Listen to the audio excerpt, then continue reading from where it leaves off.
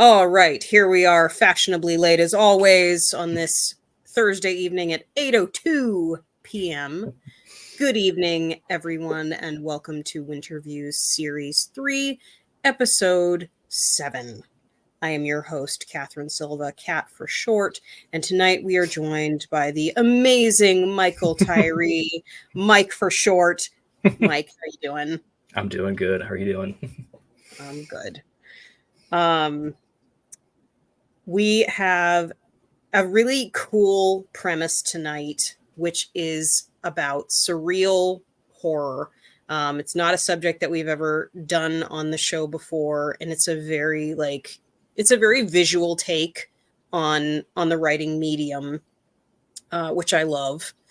And for those of you who do not know what surreal horror is, I will use the Google definition because that was the easiest thing I could find. And Google defines horror surrealism as a blend of nightmarish, grotesque, disturbed, and maddening, all in their theatrical colors.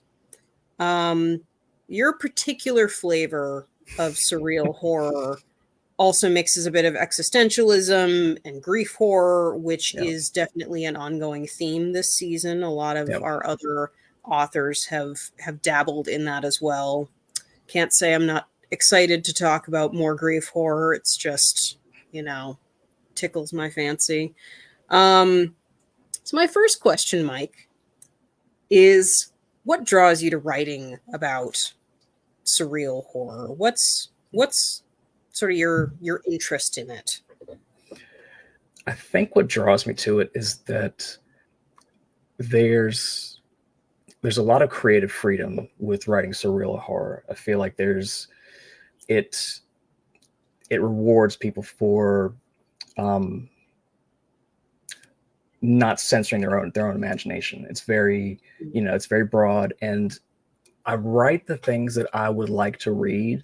And surrealism, not just in horror, but in literature and things like that, I've always been really drawn to surrealist art and surrealist literature. I mean, it was surrealist horror that got me back into reading books as an adult through Clive Barker.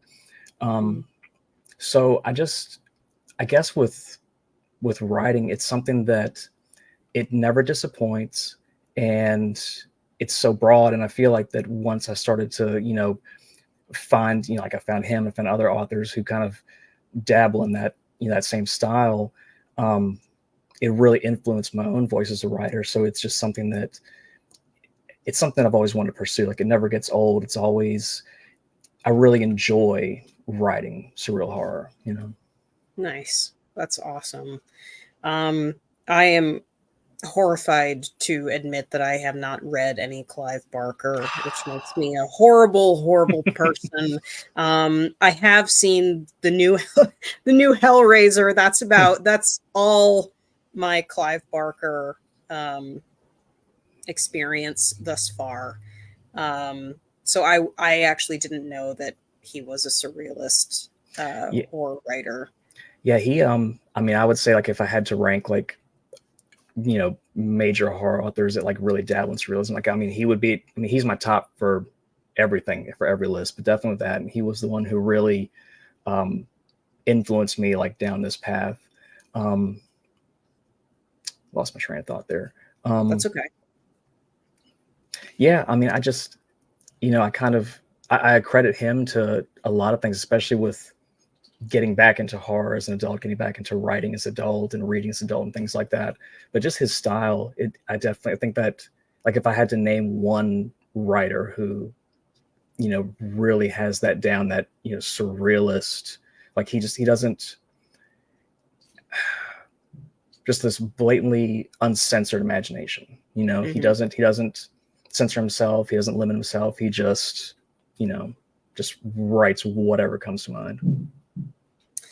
I've heard that Clive Barker is kind of like a gateway author for a lot of people into horror. So that totally makes sense.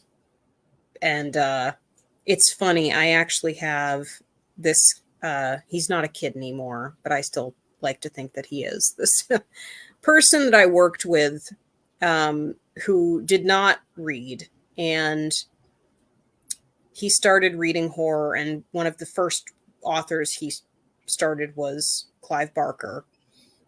And he ended up getting a tattoo immediately after, right on his forearm. And it's this giant thing that like takes up the entire forearm, and it's Pinhead with the cube. And I just thought that was pretty funny. Cool. Anyway. But back to the subject at hand, because I took us way off. That's okay. I know that a lot of people that write surreal horror are typically inspired by art. When you're creating, do you tend to see the stuff as you're writing it? Yeah, I try to visualize as much as I can, and I actually, depending on what I'm writing, I'll actually use paintings like writing prompts. So you remember that piece that I read at the AuthorCon last year when we did a reading together? So, of all of my stuff, like that particular book, that's when I started really getting into more surrealist stuff, and that story has a lot of that same theme. There's a few others, and then with what I'm working on now, it kind of follows in that same vein.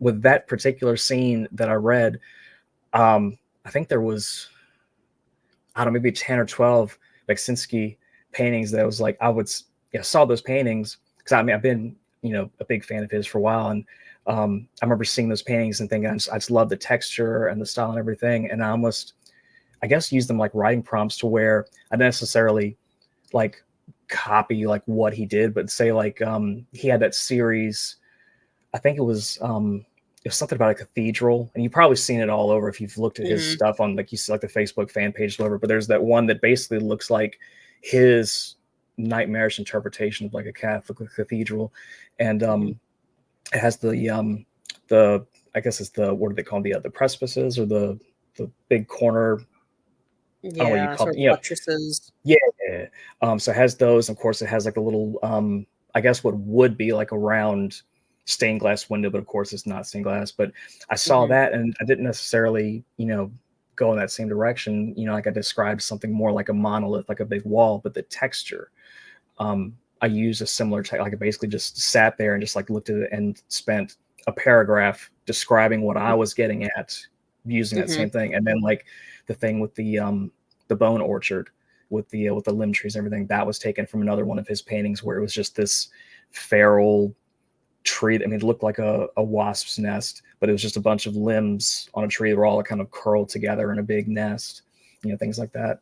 But I used a lot of his, I pulled a lot of inspiration for my otherworldly stories and scenes. So that does lead me into my next question, which is about Zdzislaw Beksinski.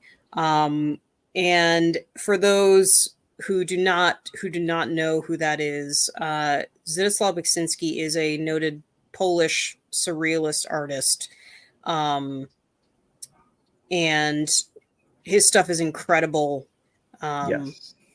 I've definitely looked at several of his paintings and used them for inspiration in my book, in my stuff, but I know you particularly like his stuff and use it a lot in your works.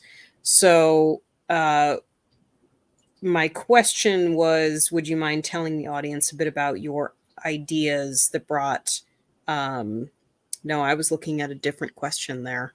Oh, sorry. I was in the middle of there. Found it. What was your introduction to Zdzislaw Beksinski's stuff? So it actually started as some kind of clickbait ranker Facebook. I was just scrolling through Facebook one day, and there'll be those random, be like, hey, did you hear about the blah blah blah blah whatever? And it was the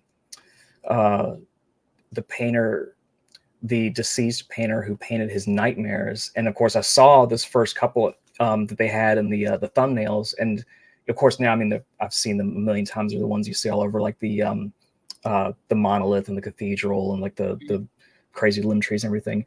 But I clicked on it thinking, oh, that sounds interesting. And then I read the whole story about how, his tragic, his upbringing, how he survived World War II in Poland, and he survived his wife and his son, and how he liked to, I can't remember how he, I don't want to misquote him, but he said something to the effect of he likes to paint things that make people think that they're dreaming or something. Mm-hmm.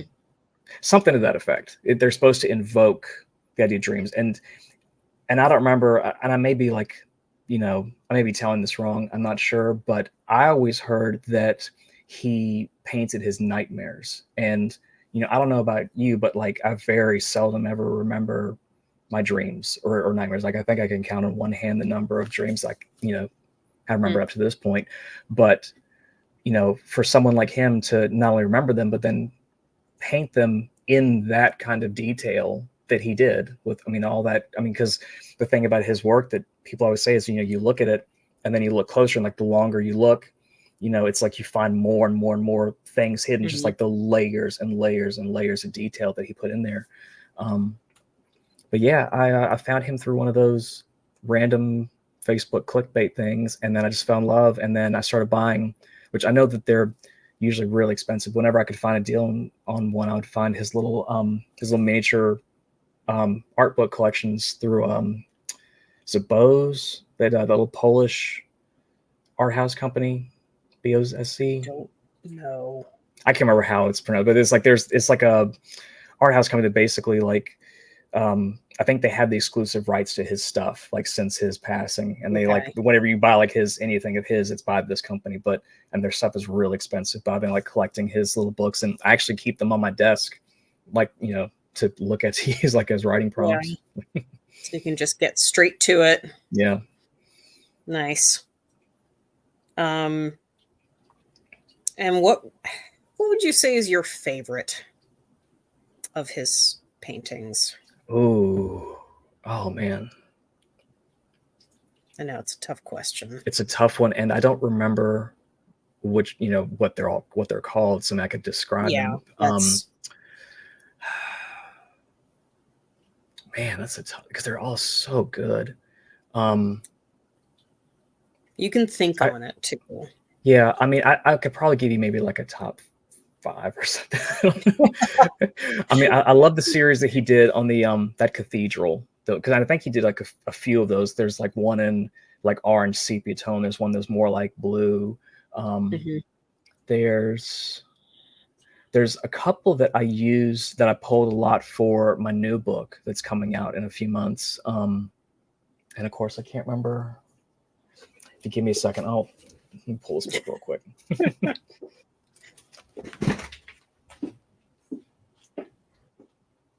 Off to find the book. All right, everybody, you're getting a look into the mind here. Let's see, I was just looking at it the other day. There's a couple that I used for my new one. Where is it? Yeah, this one right here. I don't know if you can. Oh, yep. Yeah, that's one of my favorite. Of course, they're not titled. But which I'm not gonna spoil anything. But whenever you get around to reading that, you'll know it's in like the very like the last act. It's kind of self-explanatory. Okay. Well, I already have started reading it. I'm not very far into it. I think I'm on page like 48 or something. Okay. So I'm still waiting in. But I'm enjoying it so far. Cool. Very cool. And my next question is directly related to the new book. Okay. Your upcoming release, if these books could talk, is steeped in horror surrealism. Would you mind telling the audience a bit about your ideas that brought this novel to life? Yeah. Yes, there it is. So this is one of those back burner ideas that I've kind of bounced around for a few years. I I kind of had the loose idea for this way back before I'd published anything else. The idea is that this is my anti-ghost story. It's instead of this being the normal, typical ghost story that we always have, where 99% of the time it's always focused on the living. The living of the protagonist, and the dead are just kind of in the background and all that. And it doesn't matter if it's a ghost that had some tragic death and they need to be avenged, or if it's something malevolent. It's always the same thing. And I wanted to do the complete opposite. So this book is told almost entirely from the point of view of the dead, and the living are kind of in the background. This, back when I still thought this was going to be a novella before it turned into a full-blown borderline epic novel, in the original version of this had almost no dialogue, had very little dialogue, and it was like the living had no parts in it. It was all just from the ghosts. And the idea is, I've always wondered, with people who are stuck here, how long does it take for, some lost soul to forget who they are entirely, and just slip into that feral madness? Because you always see in movies or in books how, ghosts who have been around for a while, they eventually just become so like violent to the point where they lose themselves, and they just reenact their death over and over and over, or they take their trauma out of living or whatever. And I wanted to, kind of put a pin in that and figure out, like, okay, well, how does that play out? How long does it take for something like that to happen? So the main character is a ghost he's been dead for, probably a couple of decades. I never actually nailed down exactly when he died, and he doesn't even know how long he's been dead. He can barely remember his own name. And if it wasn't for his only other friend in this house who's also dead, he probably wouldn't remember his name. But his memory is slipping every day, and he's just sort of going through the motions, just going through this house.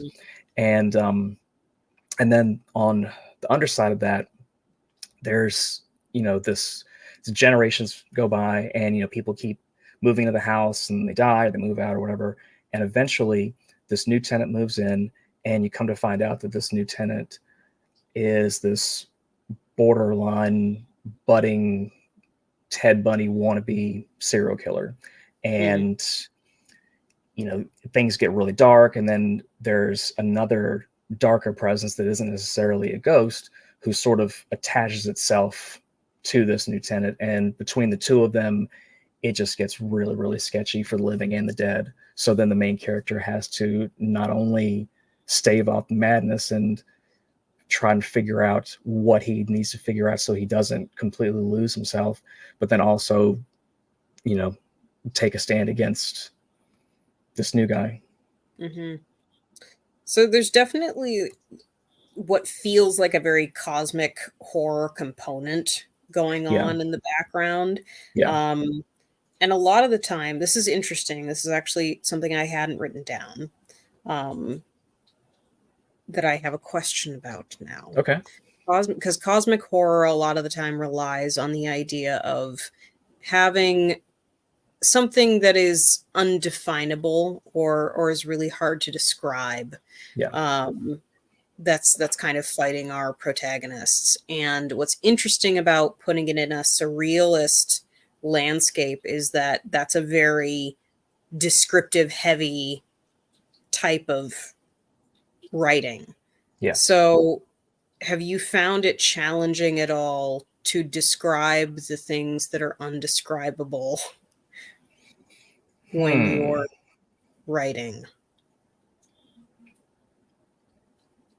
I don't know. Or is it just kind of natural, like you've got it pinned down, how to Bixinski it into words? Yeah, I mean, so far, I'm not saying like I have it all figured out by any means. I think so far I've gotten lucky, as far as describing what I can and making do with what I cannot. Like so for instance, in this, as you go along, there are several different, cosmic horror-ish elements to it. There's few different antagonists in this, and there are ones that I went, balls to the wall as far as describing as best I could, because I don't want to, I try not to describe something too much, because if you give too much to the audience, then it kind of loses its staying power. You want to give them just enough so that they can kind of like put the rest together in their head, and kind of still have a little bit of the horror there. And there are things that I left sort of vague, and I don't know if it was necessarily that they were indescribable, or it's just that I just chose to leave key parts out just to kind of make people piece it together how they want. Gotcha. Yeah. Yeah. Well, that's a very, what's the word I was going to use? It's a really tough thing to do as a writer, but it also shows confidence in, knowing how to tell the story so that you're not giving people too much, as you said. Right. So that's really cool. I already asked that question. Takes me a moment to so you talked about that you had gotten the idea for this one a while ago. How long did it take you to write this book? So this one, it was about a year. So I started this not this past December, but the December before last. And originally I thought that the original premise I had for this was simple enough that I could get maybe a 20 to 25,000 word novella out of it. And I was going to have it edited and put out and have it in time for AuthorCon for last year. And by the time that came around, it just kept growing and growing. And, it was frustrating, but at the same time, it wasn't, just junk, it wasn't just filler words. Like, I actually kind of developed into something bigger than I thought it could be, which is strange. Like, before this, I'd never written anything over, 35,000 words. So this was kind of a surprise that this actually happened. But it just kept going and going. So, I think it took about 12 months before I finally put the pin in and said, okay, it's done. Yeah. It had a life of its own. Yeah. Cool. I know that some of those books you don't plan on being that long, but whatever it takes to get the story out and make sure that it's being told at its best. Yeah.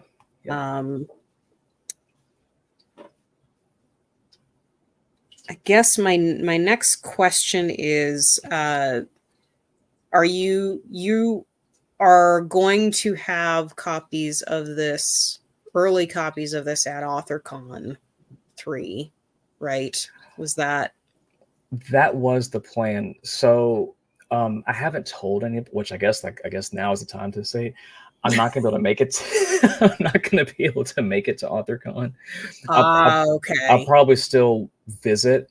I hadn't really made a big announcement. I was going to split a table with Tim Meyer, and then I talked to him a couple months ago. It just, with everything going on here at the house with life and just all this, it just wasn't going to be feasible. So I had to bail at the last minute.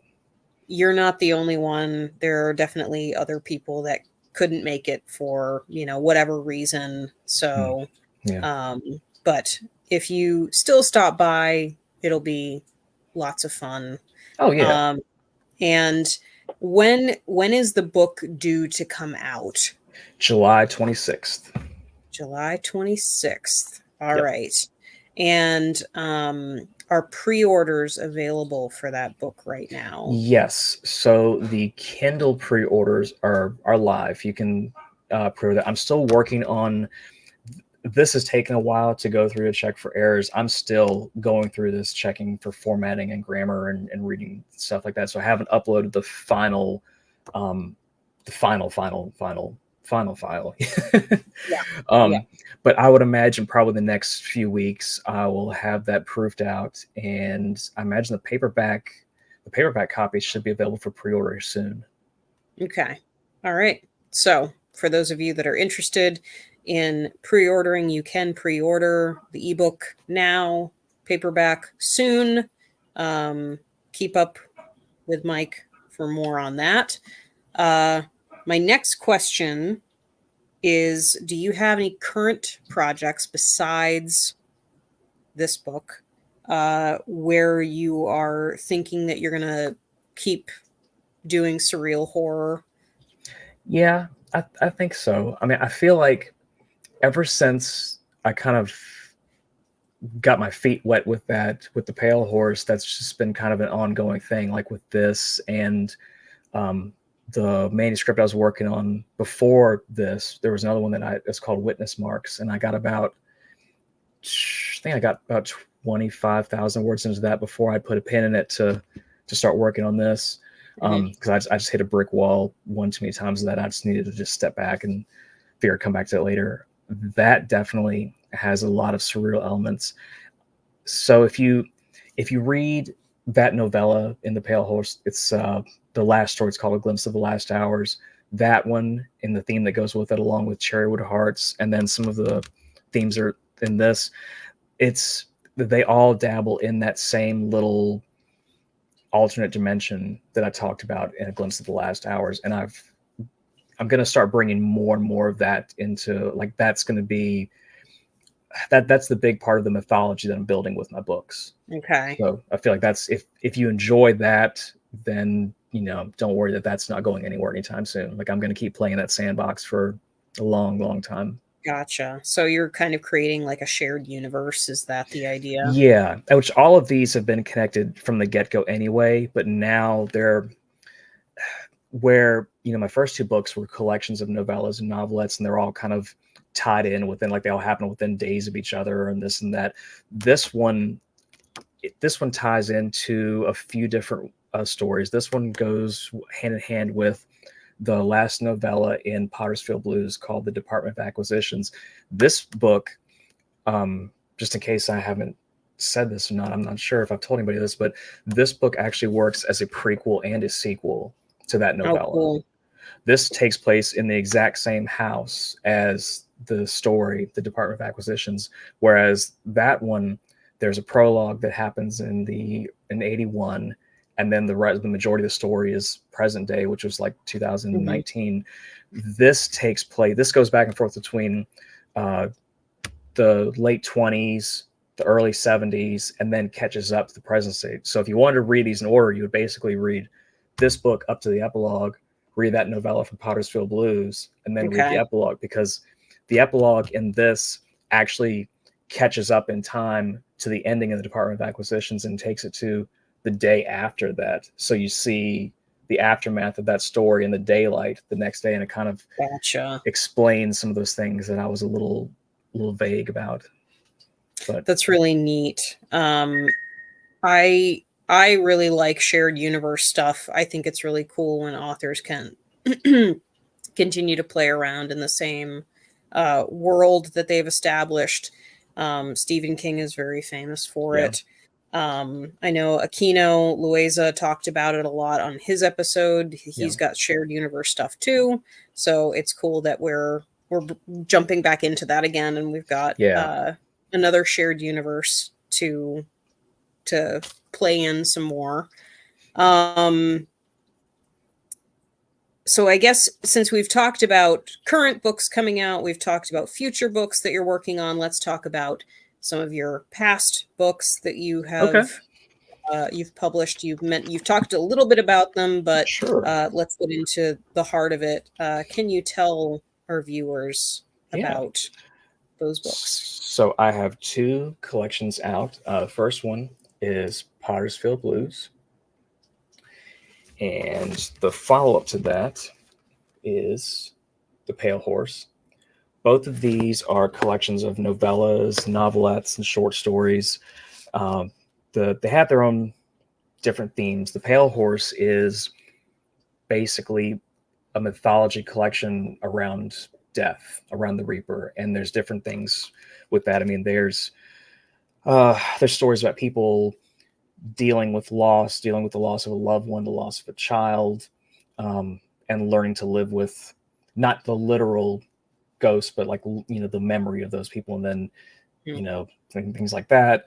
There are people who are literally living with, you know, the ghosts of their own collateral damage. There's just, it's just a few different wibbly wobbly timey wimey takes on death and the idea of death. I just kind of wanted to take some of the tropes around the Grim Reaper and sort of, you know, turn on its side a little bit. And then this is the one where I really started diving in with the grief horror.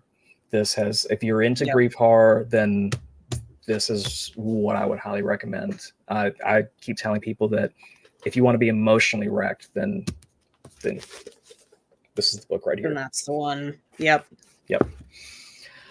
But yeah, and then just like with If These Bones Could Talk, everything's interconnected. And they're non-linear too. You don't have to. It's not that one is a sequel to another. You can read them out of order if you want. And I actually was going to start putting like a little timeline of the stories, like my preferred reading order for these stories, like in the backs of these books, for people who would want to read them that way, if you want to do the chronological thing. Yeah, that's a neat idea. That's neat. Or you could, I don't know, this is, you know, entirely up to you, but you could post those on your socials, pin them, which is what I've had to do with the Wild Oblivion series. Because it is interesting. A lot of people will just read things out of order. I mean, those books, it's easy to read things out of chronological order because you're reading front to back, but the idea of having a suggested reading order for a novella or short story collection anyway is cool. So my next question is one that I have asked several times on this program, which is, besides Clive Barker, besides Zdzisław Beksinski, what are some of your other inspirations for your work that are sort of based in surreal horror? And that can really come from anything. It can come from other artists. It can come from books, movies, TV. Salvador Dali, for one. I actually, I've been a big fan of Salvador Dali, you know, a lot longer than Beksinski. I actually did some kind of a school project on him when I was in, like, I don't know, like 5th, 6th grade, something like that. I remember we had to do some kind of an art project, and of course, you know, I didn't really, you know, I thought it was all boring until I saw Salvador Dali stuff, and I was like, oh, okay, I want to do something on that. And you know, he just reeled me right in, the same way Beksinski sort of reeled me in. But he's been a big influence. And then as far as writing, Thomas Ligotti, Brian Evanson, Haley Piper, for sure. Oh man, I'm trying to think some more. Oh, yeah. Oh no, what were you saying? No, I was gonna. If you've got it, what's the one that you were? Todd Grimson. I think that's how. Yeah, Todd Grimson, the author who wrote A Brand New Cherry Flavor. Oh yeah. Or Brand New, yeah. Yeah. Good stuff. Which, that book, I don't know if you've looked, but I haven't read it. I have seen the TV, the Netflix series, which I thoroughly enjoyed. Yeah. I got the audiobook because, of course, after the Netflix series came out, then the books went, you know, through the roof there, because I guess they're out of print, but they're very hard to find. They're super expensive. But then they released an audiobook using like the cover art from the Netflix series, and the audiobook was really good. I think the narrator, she really did a hell of a job with that. But I'd like to get a physical copy, and I think the cheapest physical paperback I've seen for Brand New Cherry Flavor was maybe like 150 something. I mean, I saw some of them go as much as like $300 and $400 on eBay. But I have a couple of his other books. I really like his style. He reminds me a lot of Bret Easton Ellis. Okay. Has a similar style, but just a little more graphic. Like yeah. Yeah, I actually didn't know that Brand New Cherry Flavor was a book, so that's pretty cool. Yeah. Yeah, there was a lot of surrealist stuff going on with that show. And for anybody that has not seen it, you are missing out. It is fabulous. Yeah.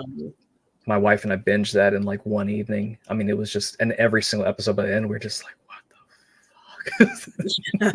Yeah, it definitely has that what is going on with every episode. So, and even at the end, you'll still be kind of wondering what's going on. So, which I'd hope that they would do more, because the way I understood it was that the way they left off with the show, I mean, they still have a significant amount of the book that they could use for source material if they wanted to bring that back and do a second or even a third season. Well, cross our fingers. Maybe they will. Maybe they won't. Netflix is really annoying when it comes to actually greenlighting second seasons for their good shows. So we'll just have to hope. I'm still bummed out that they canceled Altered Carbon. Did you ever watch that? Yeah, Altered Carbon, and I did. And Archive 81 is the one that I'm still extremely mad about. Yeah. So that one I will not get over.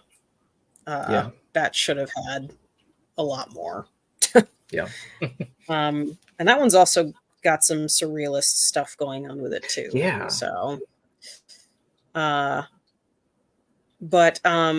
the one thing I was going to ask about was, have you seen, because I haven't read the book yet, but have you seen the movie Where Dreams, I think it's What Dreams May Come is the name. Yeah. So that is the first thing that I thought of when I was thinking of surrealist horror. Or it was at least my first experience with surrealist horror. And I think the novel is very different. But it's definitely got that dreamscape piece to it. And I definitely recommend that as something for our viewers to watch. And you, if you have not seen it, it's incredible. I would say it's definitely one of Robin Williams' better dramatic turns as well. Yeah, that was always one of my favorites of his. And I started listening to the audiobook of that back, but I never got around to finishing it. Yeah, from what I've heard, God, it's the same. I'm forgetting his name super hard right now. And I'm very ashamed. Was it Richard Matheson? It's Richard Matheson. Thank you. Okay. Apparently, Richard Matheson did not like the film version of it. Okay. So that's what I've heard. So I think that it's quite a departure from the book. And I'm sure both are wonderful in their own ways. You'll always have that person that's like, the book is better. But the movie is very visually striking anyway. And is awesome. I have a question that does not have to do with surreal horror. And this has been a theme this season. These are the aside questions. All right. And I have two for you. One is, since you are so inspired by visual art, are you an artist? Are you an artist at all? No, no, I wish. I respect art, and I've tried, and I've been wanting to go back and l- try and learn how to draw better. I do work in Photoshop. I mean, I enjoy making composite photos and things like that. Like I've done a couple of my covers for the hardback versions of my books, and I've made like little posters and promo things and um, stuff like that. But as far as like drawing, painting by hand, I've attempted it. I'm not very good at it, but I mean, I respect the hell out of people who are really talented with things like that. Um, but yeah, I just like art. Not Yeah, good at it, but I like it. that's fine. I figured I would ask just because, you know. And then my second question is that your profile says you are a machinist and a cat whisperer, and Hmm. I would like to know more about those two things. Okay. So I'm a machinist. That's my day job. I've been doing that for over a decade now. For those of you who don't know, machinists are just engineers, but with a superhuman amount of common sense. Like, uh, I make stuff. I make, I Mm. I take a hunk of metal and I print and I make the thing. Yep. Sometimes it's simple little piddly things. Sometimes it's looks like it should go on a, go to NASA. I mean, I don't know. Uh, Okay. I mean, I enjoy Cool. it. I've worked in a few different shops, different environments. The place where I am now, it's pretty laid back. It's a decent little job. Hmm. Um, as far as the cat thing goes, so I'm a cat whisperer. I like cats. I think cats are nature's perfect little anarchists, Hmm. and we get them by the bundle. We are back up to six. Oh, We wow. Yeah, so we've had six for a while, and our oldest cat, Ophelia, we actually had to put her down right before Christmas last year Mm-hmm. because she was getting close to 15. We assumed that she was 15 because we really didn't know how old she was when we finally got her. But we suspect that she may have had cancer. There are a lot of Yeah. unexplained things going on, and the vets tried different tests, and just nothing was concrete. And it was like, okay, well, she's obviously not doing well. So we made the decision to put her down. And then just recently, we had we live in an HOA, and not all of the neighbors are very happy about having lots of cats running around. So Mhm. there happened to be this stray long-haired cat going around, and around here the shelters are very full. They're not accepting Mhm. cats, and if they get any in, they're just going to put them down. So Gotcha. some neighbors in the on the street behind us, basically like in the woods, behind our house, they captured this cat, and but they couldn't keep it because they kind of travel back and forth between here and New York, and they were looking for someone to take this cat off their hands. So we went ahead and took him in, and he had a big Mhm. wound on his side, and he's a long-haired cat, and he's really big. Like he's not as big as like a Maine Coon, but he's still pretty large for being a year Yeah. old. But his name is Frank, and Nice. we just upgraded his living conditions. We had him quarantined in the bathroom down here, and we just set him up in one of our guest rooms upstairs. He's doing fine. He's been neutered. He's been checked for rabies. We just have to get him checked for feline leukemia and a few other little things that Mhm. might be contagious before we let him out into Gen Yep. Pop with the other cats. Yep. Um, but yeah, I mean, so I think altogether, so we have six. Most of them, when I mean like we rescued them, like most of them are like, I found this cat on the street. This cat lives with us now. like, Yeah. like we Yep. rescued these cats. Um, we had a few that came from shelters.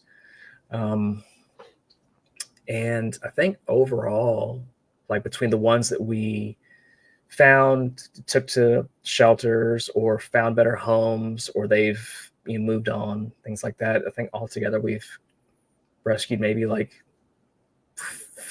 13 or 14 total. Okay. So that's a lot. That's really cool.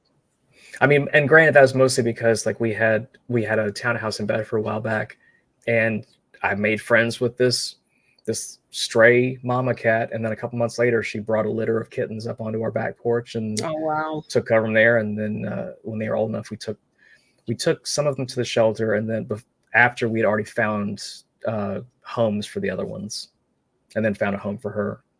Mm-hmm. So that's really good. It's good of you as a fellow cat lover. I appreciate all of that. Are there any cats in any of your books?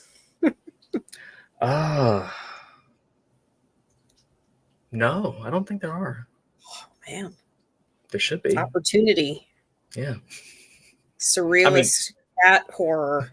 I mean, usually there are cats on me when I'm writing my books. Usually they, crowd my space. I had to close the door. Yeah.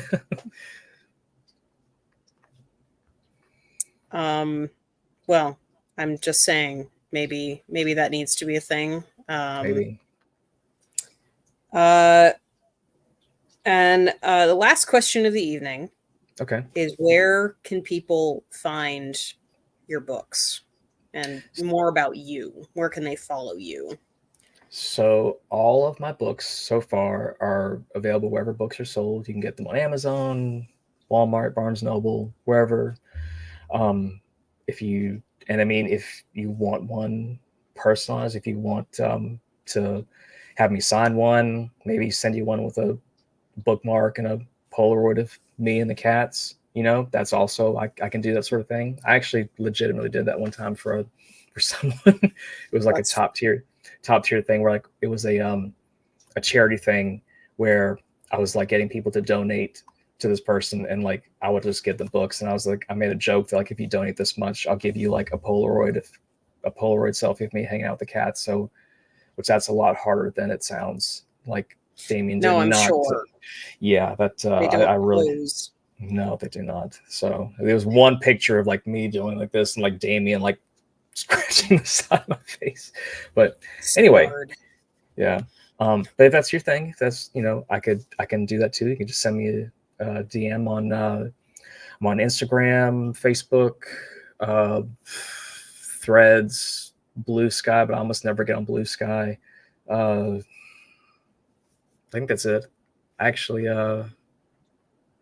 yeah, that's it. Most of the time I'm on Instagram and Facebook. If you can find me on there, and yeah, everything is available wherever books are sold, and then my new one comes out July 26th. Awesome. All right, well, you all heard it here. The new book is If These Bones Could Talk, and it will be out in a few months. You should pre-order if you can. I went on a little bit of a binge about this earlier on social media, so I will say it again. Pre-orders are really, really important to us indie authors, and they're a great opportunity to share with your friends and really get the word out on small press books, because we don't have as big a budget to be able to share as widely. So please help us out. Yes. Pre-order if you can, and share if you don't have the money to pre-order at the moment. So thank you, Mike, for coming on tonight and talking about your books and the surrealist horror. And thanks everybody for joining us tonight as well. This will be up on YouTube soon, so you'll have an opportunity to check out all the links. They will be in the description. You'll be able to pre-order straight from there and find all of Mike's stuff there. Next week is our last Winterview of this season. And it's in April, which has never happened before. Usually I don't go into April, but we didn't do any in January this year, so I figured what the hell. Our last interview is Thursday, April 4th at 8 p.m. Eastern Standard Time, and we will have the wonderful, multi-talented Angel Kraus, also known as Voices from the Mausoleum to YouTube. She'll be here to discuss modern epistolary horror, or what we're calling techno-epistolary horror, which is a very fancy way of saying stories that are told through mixed media, text messages, message boards, phone chat, things like that, all techno-based. So that's what's coming up next week. So we'll hope to see you then. Until then, have a great evening.